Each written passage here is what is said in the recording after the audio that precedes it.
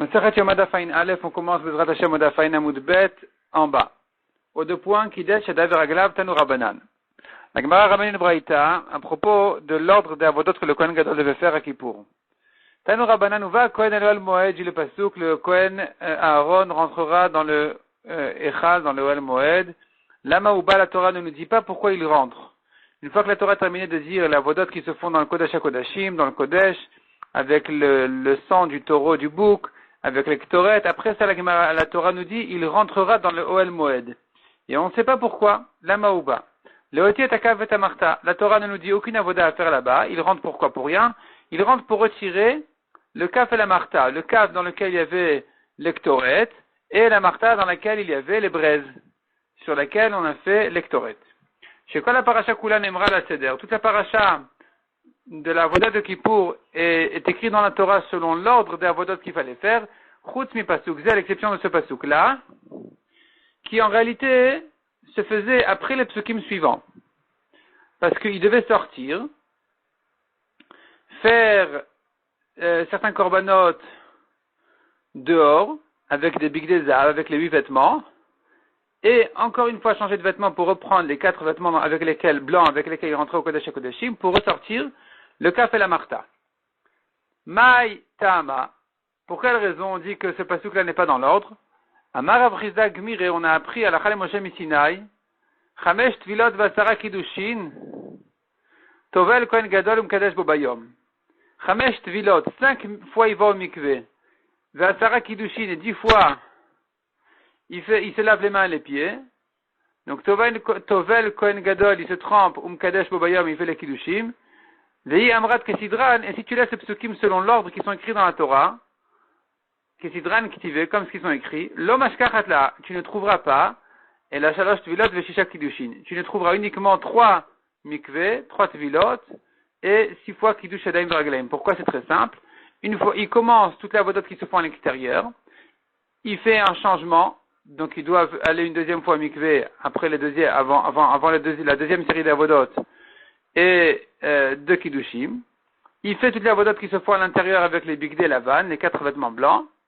Et encore une fois, il fait tout le reste à l'extérieur, donc ça lui demande encore un 3e mikveh, plus 2 kiddush adaim beraglaim. Il se retrouve avec 3 mikveh, un au début du jour, un quand il passe au bigdei lavan, et qui fait toutes les avodot qui se font à l'intérieur, et encore une fois, un mikveh plus 2 kiddushim quand il ressort pour faire toutes les avodot qui restent à l'extérieur.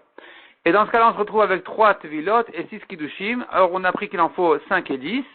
C'est la preuve que il re-rentre au Kodesh HaKodashim après avoir fait quelques avodot dehors avec un changement de vêtements. Donc ça nécessite un mikveh et 2 kiddushim. Donc finalement, on conclut. Les avodot du jour se font comme ça. Il commence le matin, il fait l'avodot habituelle de tous les jours avec des bigdei zahav, les 8 vêtements. Et donc ça demande déjà un mikveh. Et ensuite, il fait changement. Il passe aux avodot qui se font, avodot spécial de Kippour, la ktoret, le par, le saïr, le saïr et la zazel, bon, c'est le vidéo qu'il doit faire dessus. Ça demande un changement, donc un deuxième mikveh, et un passage au bigdei lavan, 4 vêtements blancs. Après qu'il termine tout ça, il ressort faire certaines avodot à l'extérieur, avec les 8 vêtements, donc c'est une 3e fois mikveh pour les avodot de l'extérieur. Et une fois qu'il a terminé sa avodot qu'il doit faire à l'extérieur, qui sont le bélier, le sien, des korbanot ola et d'autres korbanot qui se font à l'extérieur, il se trempe une 4e fois au mikveh pour revenir au bigdei lavan, pour rentrer au Kodesh HaKodashim, pour faire aucune avoda, que retirer le kaf et la marta. Et enfin, il va au mikveh pour faire un dernier changement, repasser au bigdei zahav, aux 8 vêtements, pour faire le korban tamid de l'après-midi et les dernières avodot qui lui manquent de la journée. Donc finalement, il se trouve comme ça. Au premier mikveh, au 3e et au 5e, tous les nombres impairs, il fait des avodot dehors, avec des bigdei zahav, les 8 vêtements. Au 2e et au 4e, il fait l'avodot avec les bigdei lavan, les 4 vêtements, dans le Kodesh HaKodashim.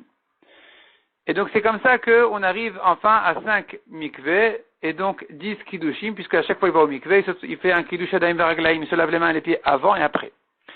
On continue dans la Gemara maintenant, Mat Kifla Rabbi Zera, Vedilma, qui t'a dit que il doit faire un arrêt au milieu des avodot, au milieu des bigdei lavan.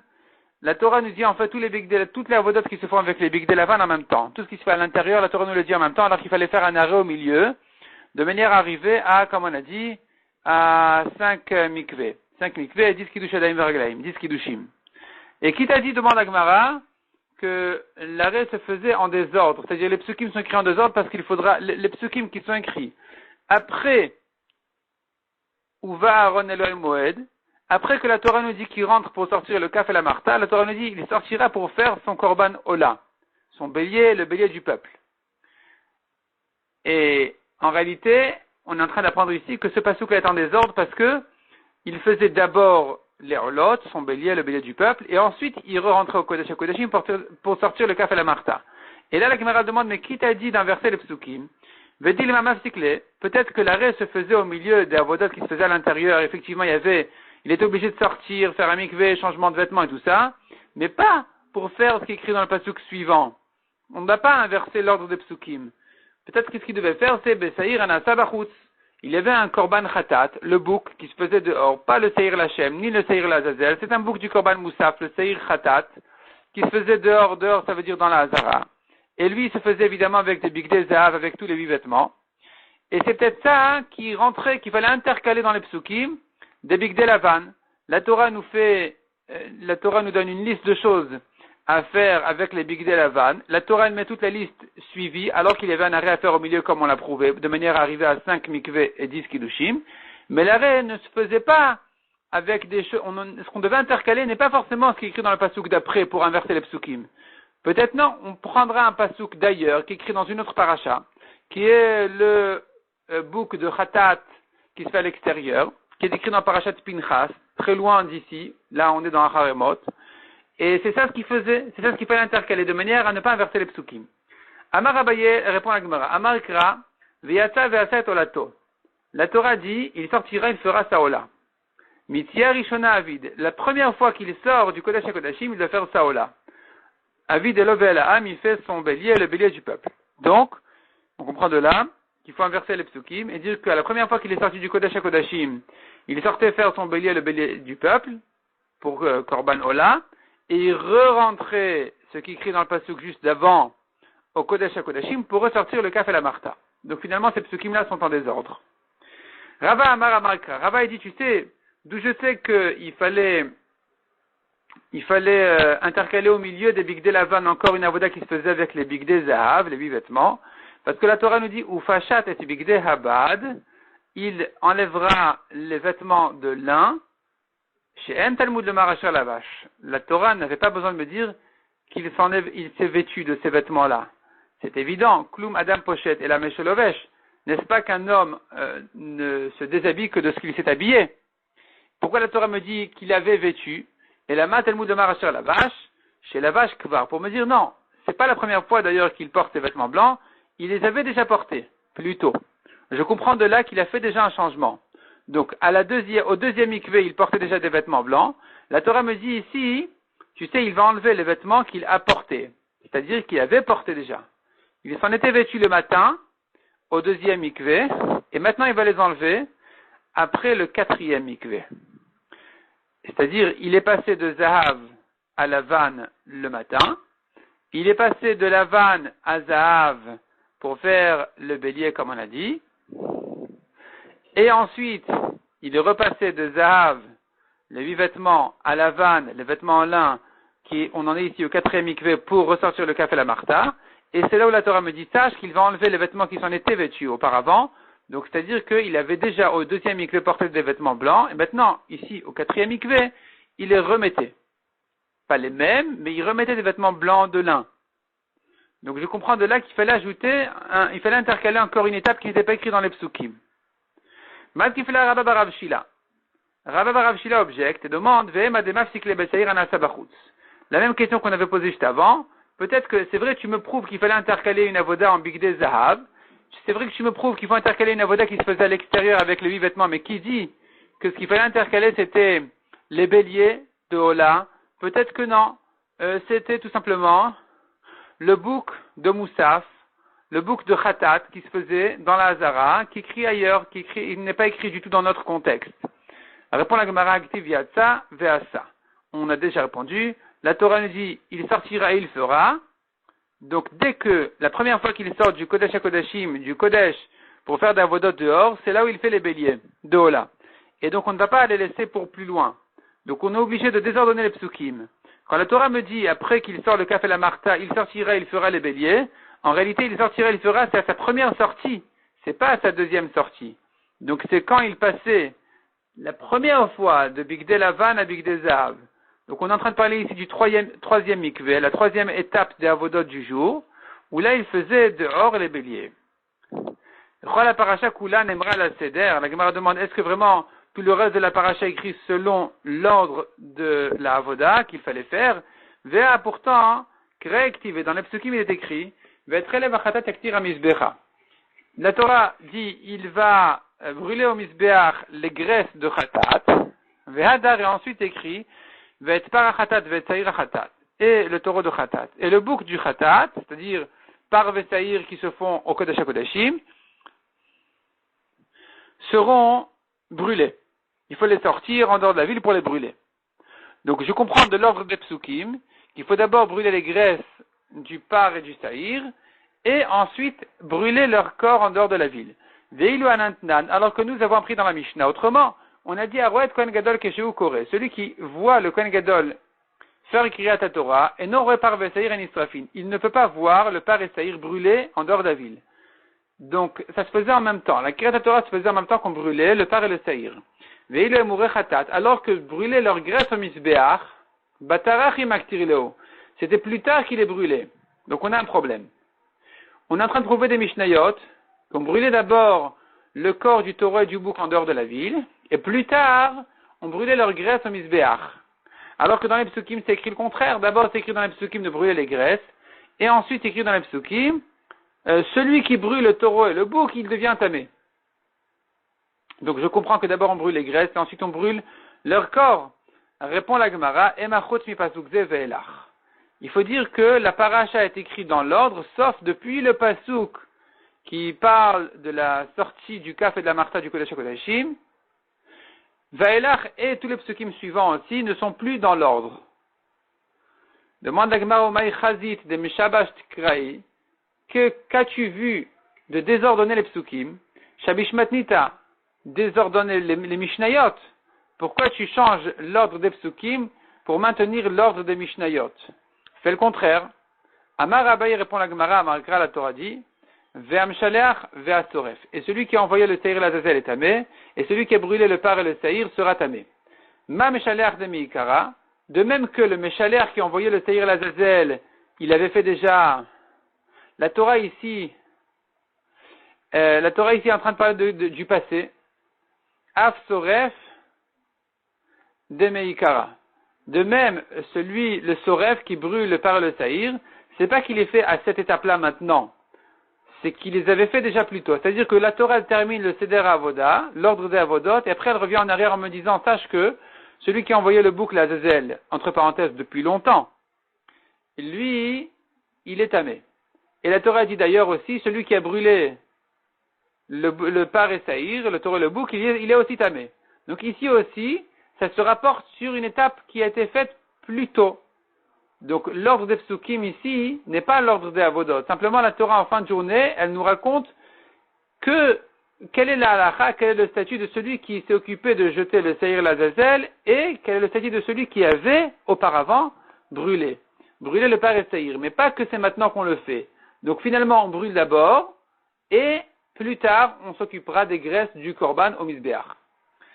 Adraba demande à Gemara, qui t'a dit de faire comme ça la dracha, de comparer celui qui brûle le par et le saïr à celui qui a jeté le saïr l'Azazel? Au contraire, on pourrait dire ma soref de hashta, af meshalech de hashta. De même que celui qui brûle, c'est maintenant qu'il est en train de brûler le taureau et le bouc en fin de journée. De même le meshalech qui envoie le saïr l'Azazel, il attend la fin de la journée et c'est à ce moment-là qu'il sortira, qu'il va jeter le saïr l'Azazel. Répond la Gemara, non, ça on peut pas dire parce que Veha Meshaleach, le mot Veha Meshaleach est celui qui envoie des Meikara Mashma. On comprend du sens du mot que la formule de ce mot-là nous laisse comprendre que c'est du passé. C'est-à-dire, et celui qui envoie, ça veut dire, je reviens en arrière, celui qui avait envoyé, il est tamé. C'est pas maintenant qu'il envoie. Donc de même, celui qui brûle est tamé, c'est pas maintenant qu'il brûle le taureau et le bouc en dehors de la ville, c'est qu'il avait déjà fait depuis longtemps. C'est pour ça que je me permets de désordonner les psukim en disant, d'abord on brûle le taureau et le bouc au moment où le Kohen Gadol fait la Kirat Torah, plus tard, on fera les graisses au Misbéach. Rava Amar Amar Kra, Rava apprend ça d'une autre dracha, la Torah dit Yaomad Chai, le bouc qui doit être jeté dans le désert, Yaomad Chai, se tiendra vivant. Ad Matay Ezakuk la Mod Chai, jusqu'à quand il doit rester vivant? Ad Shatakapara, jusqu'au moment de la Kapara. Ve'matay Shat Kapara, quand est-ce que c'est le moment de la Kapara? Bishat Matandamim, au moment où on asperge le sang du Taïr Lachem, c'est ça la Kapara, et jusque-là, il doit rester vivant. Mais après, on peut le jeter déjà. On peut le sortir et l'amener au désert. Vetulo, pas plus que ça. Il ne doit pas rester vivant plus que ça. Donc, dès qu'on a terminé avec le sang du bouc, du Saïr Lachem, on prend l'autre bouc pour le jeter à la Azazel.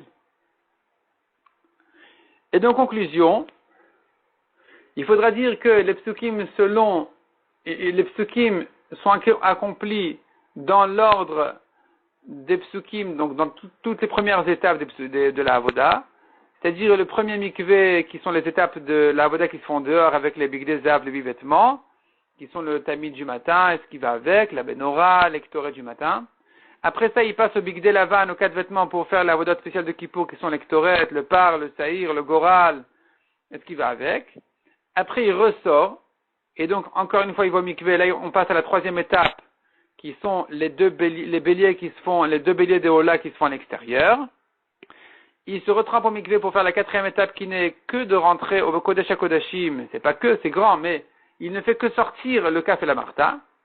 Et enfin, dernier mikvé, dernière et 5e étape, 5e et dernière étape, qui est le Korban Tamid de l'après-midi et ce qui va avec. Une partie des Moussafines. Atim Eshaler, on reprend maintenant dans la Gemara. Atim Eshaler, celui qui avait jeté le bouc, l'Azazel, il revient, après Kippour, il revient dans la ville et il va rencontrer le Kohen Gadol pour lui dire qu'il a fait sa mission correctement. Metao Bashuk le Kohen Gadol, s'il a trouvé le Kohen Gadol dehors, Omer il lui dit, Ishi Kohen Gadol, mon maître le Kohen Gadol, Asini Shlichutra, nous avons fait ta mission. Metao Beveto, s'il a rencontré chez lui à la maison en privé, Omer il lui dit, Mechaye Chaim, Akadosh Baruch Hu qui donne la vie aux vivants, Asinu Shlichuto, nous avons fait sa mission. Et donc la différence entre dehors et dedans, c'est que dehors il lui accorde du kavod, de l'honneur à côté des gens qui sont autour, mais quand il les rencontre chez lui, il lui dit, sur eux deux en même temps, le Kohen Gadol est celui qui a jeté le Seir l'Azazel, il lui dit voilà, Kadosh Baruch Hu qui nous a donné la vie, eh bien Baruch Hashem, on a eu la chance de faire sa mission. Amar Rabba. Qui miftere Rabbanan me'adade bepum bedita, quand les Chachamim se quittaient l'un de l'autre dans la ville de Pumbedita, Amre Achi, il se disait comme ça, il se bénissait comme ça, et il disait Mechaye Chaim, Akadosh Baruch Hu qui donne la vie aux vivants, Yiten Lecha, il te donnera Chaim Arukim Vetovim Umtukanin, une vie longue, bonne et réparée, correcte, bien. D'ailleurs, le Ben Ishraï dit que quand on fait un Mishéberach, par exemple, à Rosh Hashanah, il faudrait utiliser ce langage-là de la Gemara, dans lequel certainement il y a des secrets de la Torah et de Tfila qui s'y trouvent, qui est justement cette formule-là qui est écrite ici, que Akadosh Baruch Hu te donne, Chaim Arukim Vetovim Umtukanim. La Gemara ramène encore un pasouk, et Alech Lifnei Hashem Beratzot HaChaim. David Amelech priait à Hashem, il disait, et Alech Lifnei Hashem, que je marche devant Hashem, Beratzot HaChaim, dans les terres des vivants. Amar Rav Yehuda, qu'est-ce que c'est que les terres des vivants? Zemekom Shvakim. C'est l'endroit des marchés. En fait, David Amelech, il se sauvait de ceux qui le cherchaient, ceux qui voulaient le tuer, et il se retrouvait dans des endroits où il n'avait pas quoi manger. Et donc, il priait à Hachem de se retrouver dans des endroits où il y a, dans les endroits de marché où il y a des magasins, on peut s'acheter de quoi manger. Ki orech yamim ushnot chaim veshalom yosifulach. Encore un pasuk qui dit, Ki orech yamim, une longue vie, Ushnot Chaim, donc Orechemim sont de longs jours, Ushnot Chaim et des années de vie, Veshalom et de paix, Yosifoular, on va t'ajouter. Vechia Shanim Shel Chaim, Via Shanim Shenan Shel Chaim, y a-t-il des années de vie et des années de non-vie? Qu'est-ce que ça veut dire Ushnot Chaim? Ici on t'ajoute des années, c'est des années de vie. Amar Rabbi Elazar, Elushnotav Shel Adam, il s'agit des années d'un homme, Amitaprot Alavmera Letova, qui se retourne sur lui du mal au bien. Il était pauvre, il devient riche. Riche en n'importe quoi. Ce sont des années qui se sont retournées pour le bien, ça s'appelle des Shnot Chaim, des années de vie. Tout d'un coup, il reprend la couleur de la vie. Encore un pasouk, Alechem Ishim Ekra. À vous, les hommes, j'appelle. Pourquoi c'est écrit ici Ishim et pas Anashim? On devrait dire Anashim, des hommes. Pourquoi Ishim? Amar Rabbi Berechia, Elu Talmidei Chachamim, ça fait allusion aux Talmidei Chachamim, chez domine les Nashim. Ils sont faibles comme des femmes, et modestes, humbles comme des femmes, Veosin Gvura Kanashim. Ils se renforcent comme des hommes pour étudier la Torah. C'est pour ça que Ishim s'écrit sans le Nun, on dirait Isha au pluriel. Ishim. Et donc, ils sont en même temps faibles et modestes comme des femmes, et en même temps, ils se renforcent dans la Torah. Celui qui veut verser du vin, une offrande de vin des Nesachim sur le Mizbeach, Yemalek Gronam Shel Talmidei Chachamim Yain, qu'il remplisse la gorge des Talmidei Chachamim de vin. Chez Neymar, comme il est dit, Alechem Ishim Ekra. À vous, Ishim, ça se comprend selon cette nouvelle dracha, c'est comme Isher Reach Nichoach, les feux du Mizbeach. Esh au pluriel, Ishim. Donc c'est comme du vin qui est versé au feu du Mizbeach. Le Talmid Chacham est un feu, puisque la Torah c'est du feu. Le Talmid Chacham est tout entier de feu.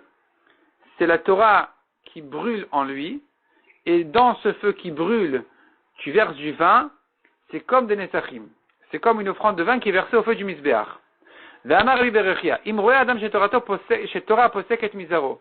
Si un homme voit que la Torah cesse de sa descendance, il craint que la Torah risque de s'arrêter chez lui, ne pas passer à ses enfants.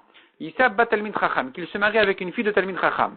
Chez Neymar, comme il est dit, Im yavkin ba'aretz shorsho, si sa racine va vieillir dans la terre, ou be'afar yamut giz'o, et que dans la terre va mourir son tronc, on tourne la page, mais reach maim yafriach, de l'odeur de l'eau, il va refleurir, va sakatir kemonata. Il va redonner ses fruits, sa récolte, comme si on l'avait replanté.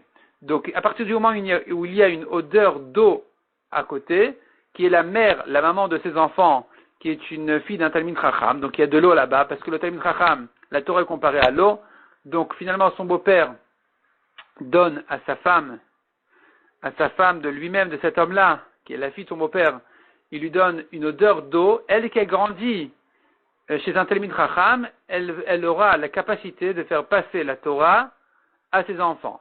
Elle va éduquer ses enfants pour l'étude de la Torah. C'est sur ça qu'elle a grandi, c'est ça ce qu'elle a vu, c'est ce qu'elle a aimé, et c'est ça ce qui va lui donner les forces et le courage d'éduquer ses enfants pour de faire passer la Torah à la génération suivante. Veyom Tov Vayosé le Havav. La Mishnah nous disait que le Kohen Gadol faisait un jour de fête à ses amis quand il ressortait du Kodesh HaKodashim vivant. Tanu Rabbanan, Maaseh be Kohen Gadol Echad, Sheyatzah mi Bet HaMikdash. C'est l'histoire d'un Kohen Gadol qui est sorti du Bet HaMikdash vivant à la fin de Kippour, en paix. Ve'avu azekulan mabatre, tout le monde le suivait, tout le monde marchait derrière lui. Kevan de Chazyunhu le Shmaya v'Avtalion, quand tout le monde a vu Shmaya v'Avtalion, les deux grands de la génération, les deux grands Torah, Shavku l'Edideh, ve'az le batar Shmaya v'Avtalion. Les gens ont abandonné le Kohen Gadol et sont allés suivre Shmaya et Avtalion. Les sauf, Atu Shmaya v'Avtalion, l'iftur emine de Kohen Gadol. Ensuite, Shmaya et Avtalion sont venus, l'iftur emine, dire au revoir, se séparer du Kohen Gadol. Amar Lehen, le Kohen Gadol qui était vexé que les gens l'avaient lâché pour aller honorer les Gdolim, Shmaya v'Avtalion, alors il leur a dit, Yetun bne amamin l'ishlam. Caille les fils des Goïm en paix. Shmaya et Avtalion étaient des fils de convertis, des descendants de convertis, ou peut-être même, ils étaient donc des descendants de Goïm, de Sancheriv d'ailleurs, Et le Kohen Gadol, il leur a dit comme ça méchamment, il leur a dit que les fils de Goïm aillent en paix. Amroulé, Shemaya et Avtalion lui ont répondu, Yetun bne Amamin l'Ishlam, que les fils de Goïm aillent en paix, des Avdin Uvda de Aaron, qui se comportent par contre, pas comme leurs ancêtres les Goïm, mais comme Aaron à Cohen, qui aimait la paix. Et donc nous, Shemaya et Avtalion, nous sommes venus nous séparer gentiment de toi, le Kohen Gadol. Donc nous, on s'est comporté comme ton grand-père Aaron. Veloyete bar Aaron Ishlam, mais que n'aille pas en paix le fils de Aaron, qui est toi, le Kohen Gadol, de lo avidouda de Aaron, qui ne se comporte pas comme son grand-père Aaron. Mishnah suivante. Kohen Gadol meshamesh bishmona kelim. Le Kohen Gadol porte 8 vêtements, ve'ediot be'arba'a. Et le Kohen Idiot fait son service au Beth Amikdash avec 4 vêtements. Bektonet ou michnasayim ou mitnefet ve'avnet. Les 4 vêtements du Kohen Idiot, un Kohen simple utilise 4 vêtements pour sa avoda, qui sont Ktonet la tunique, michnasayim pantalon, mitnefet une sorte de chapeau sur la tête, ve'avnet et la ceinture. Mosif alav Kohen Gadol, le Kohen Gadol a ajouté encore 4 vêtements en or. En or, ça veut dire qu'il y avait des fils d'or dans ces vêtements-là. Choshen qui portait sur sa poitrine. Ve'ephod, c'était une sorte de tablier qui mettait pratiquement derrière lui, enfin, sur ses pieds, plutôt derrière que devant. Umeil, c'est le manteau en prélette, en bleu. Vetzitz, qu'il portait sur son front. Belu nishalin borim et tumim. En portant ces 8 vêtements-là, le Kohen Gadol peut Nishalin, on lui pose des questions Beurim et Tumim, Urim et Tumim, qui était le nom d'Hachem qui était dans le Choshen. Et donc, s'il y avait des questions, des grandes décisions à prendre, on s'approchait du Kohen Gadol pour poser la question en fait à Hachem, et il donnait la réponse à travers les Urim et Tumim, qui était le nom d'Hachem qui était dans le Choshen. Et certaines lettres éclairées sur le Choshen pour donner la réponse. Ve'en Nishalin, et là, les Melech, et on ne pose ces questions-là au Rim et Tumim que pour un roi, ou l'Av Beddin, ou bien un Av Beddin, au grand du tribunal, ou le Misha Tibour Tarichlo, ou quelqu'un dont le Tibour, l'Assemblée d'Israël, le clan d'Israël a besoin de lui. Tanura Banan, Dvarim Shenemar Ben Shesh. Ici, la Gemara va rentrer bien dans les détails, dans la lachot, des Bigdei Kehuna, comment on les faisait. Donc, la Gemara dit d'abord, Dvarim Shenemar Ben Shesh, là où la Torah nous parle de Shesh, qui veut dire du lin, Chutan Kaful Shisha, le fil est doublé en 6. Moshzar, quand c'est écrit le mot Moshzar dans la Torah, Shmona, le fil est doublé en 8.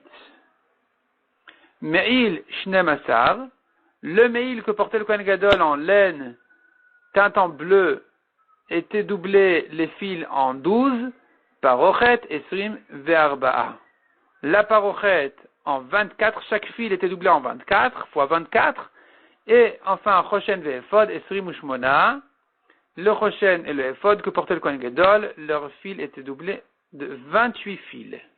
Et la Gemara va prendre des psukim, tout est à la chot. Chutan Kaful Shisha Menalan. Ce qu'on a dit d'abord, qu'à chaque fois que j'écris Shesh, le fil est doublé en 6. C'était 6 fils qui étaient filés en même temps. Menalan, d'où on sait ça? De Amarikra, parce que la Torah dit, Veyasu et akotnot Shesh. Vet amitznefet Shesh. Vet pare amigbaot Shesh. Vet michnesa abad Shesh Moshzar.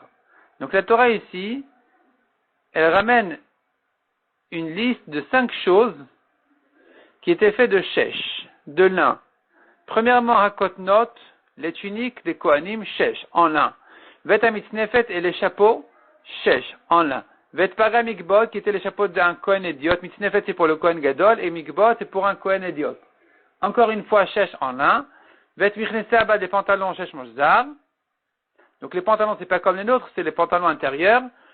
Ça nous fait 5 fois Shesh. Chamisha Kreek Tive. 5 fois, c'est écrit le mot Shesh dans la Torah. Chad les gouffés. Une fois, on en a besoin pour apprendre tout simplement que c'était fait en lin. Les gouffés, c'est-à-dire pour lui-même.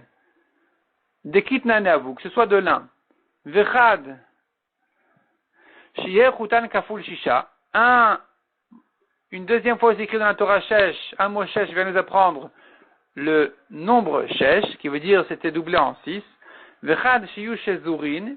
Encore une fois, le mot shesh va nous apprendre que ils doivent être filés ensemble, chez Zurim, tressés, Vechad lishar bgadim, et un pasuk vient nous dire, un mot shesh vient nous apprendre que d'autres vêtements, chez l'onemar ben shesh, où ce n'est pas écrit shesh, eux aussi leur fil était doublé en 6, Vechad leakev, et la cinquième fois vient nous apprendre que c'est obligatoire, sans ça le vêtement il est pas soul. Maïmashma daïchesh kitnaou. La Gemara reprend. Qui t'a dit d'abord que le mot shesh veut dire lin? Pishtan c'est du lin. Qui dit que shesh c'est du lin? Amar Rabbi Yossi Rabbi Chanina d'Amar. La Torah dit bad. La Torah dit sur ces vêtements-là qu'ils étaient en bad. Bad, ça veut dire quoi? Ça fait allusion au lin. Pourquoi? C'est davar aolem mina karka bad bad. Quelque chose qui pousse de la terre. Bad bad, ça veut dire chaque tige est seule et unique. Et c'est pas il y a des branches, il y a des feuilles, non. C'est une tige sur laquelle pousse le lin directement. Donc bad bad, ça veut dire chacun séparément, et donc ça fait allusion qu'au lin, il n'y a pas d'autre chose. Vema amra, peut-être c'est de la laine, où chaque poil, chaque cheveu il pousse seul, indépendamment des autres. Alors répond la Gemara, amra iftzula miftela. Chaque poil, il se partage en deux ensuite. De lui-même, il peut s'ouvrir. Tandis que le lin, c'est pas comme ça. La Gemara demande, mais kitna nami iftzule mifti. Le lin aussi, si on le frappe, il s'ouvre. Répond la Gemara, kitna gavlakut et mifti. Le lin, quand tu le frappes, il s'ouvre. Mais sinon, de lui-même, non, il reste fermé. Donc, quand la Torah me dit bad bad, ça veut dire il est seul, sans s'ouvrir. Ça fait allusion au lin et pas à autre chose. Ravina marmeacha, autre preuve dit Ravina, pare pishtim iyu al rosham. Paré, ça veut dire